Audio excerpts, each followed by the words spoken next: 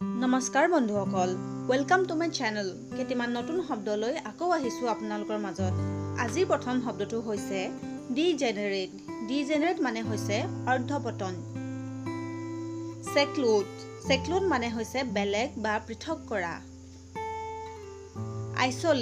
isolate মানেও হৈছে পৃথক কৰা কোৱাৰান্টাইন মানে হৈছে পৃথকীকৰণ ফলছহুড মানে হৈছে মিথ্যা বা অসত্য ডিচিট মানে হৈছে প্ৰতাৰণা